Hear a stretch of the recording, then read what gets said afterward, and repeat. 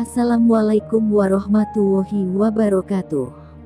Apa kabar semuanya? Semoga dalam lindungan Allah Subhanahu wa Ta'ala. Kali ini Mimin akan membagikan kisah Nabi Ibrahim menanti keturunan selama puluhan tahun. Kisah ini dikutip dari detikhikmah.com. Dikisahkan saat itu Nabi Ibrahim alaihi salam sudah menikah dengan seorang perempuan bernama Sarah. Sarah adalah seorang wanita yang beriman kepada ajaran yang dibawanya dan turut mendukung perjuangan Nabi Ibrahim alaihi salam suaminya dalam menyebarkan kebenaran. Ketika Nabi Ibrahim alaihi salam melarikan diri dari kejaran Raja Namrud, Sarah dengan setia mengikuti kemanapun suaminya pergi. Keduanya hidup dengan berpindah-pindah tempat sambil terus mengajak manusia kembali kepada ajaran Allah Subhanahu wa Ta'ala dan meninggalkan kemusyrikan. Hingga akhirnya, Nabi Ibrahim alaihi salam dan Sarah menetap di Palestina atau daerah Baitul Maqdis. Keduanya tinggal di sana untuk waktu yang cukup lama sampai usia yang sudah lanjut. Walaupun keadaan sudah lebih aman, namun ada sebuah pikiran yang terus mengganggu Nabi Ibrahim alaihi salam. Dirinya belum pernah dikaruniai satu keturunan pun dari istrinya, Sarah.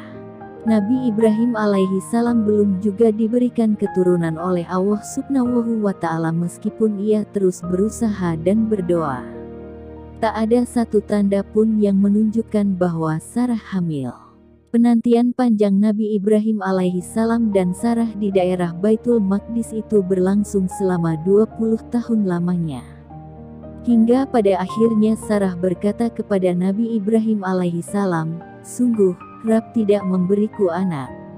Silakan kau gauli budak milikku ini, mudah-mudahan Allah memberiku seorang anak darinya." Atas seizin istrinya dan Allah Subhanahu wa Ta'ala, Nabi Ibrahim alaihi salam pun menikahi budak milik Sarah yang bernama Hajar.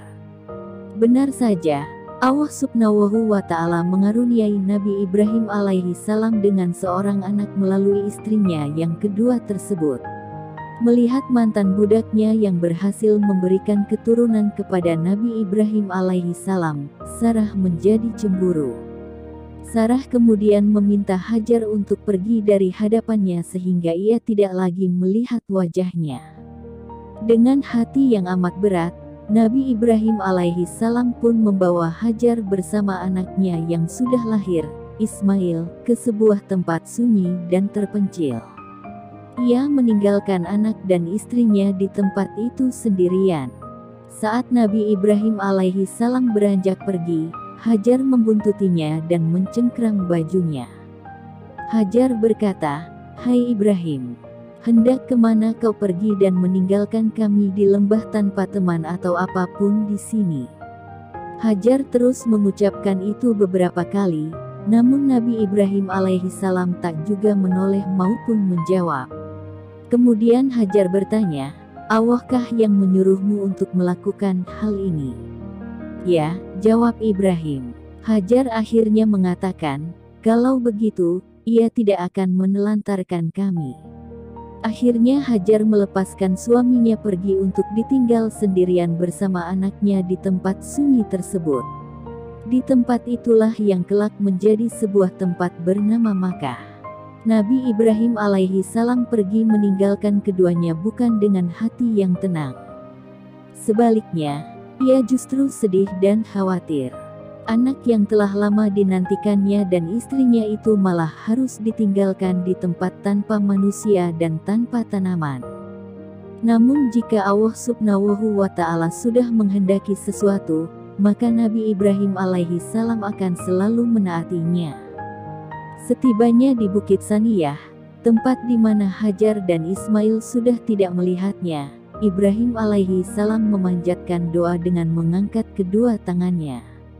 "Ya Rabb kami, sesungguhnya aku telah menempatkan sebagian keturunanku di lembah yang tidak mempunyai tanam-tanaman di dekat rumah Engkau, Baitullah yang dihormati. Ya Rabb kami, yang demikian itu agar mereka mendirikan sholat, maka jadikanlah hati sebagian manusia cenderung kepada mereka dan beri rezekilah mereka dari buah-buahan, mudah-mudahan mereka bersyukur. Quran Surat Ibrahim ayat 38. Demikian yang bisa kami sampaikan, semoga bermanfaat. Sekian. Wassalamualaikum warahmatullahi wabarakatuh.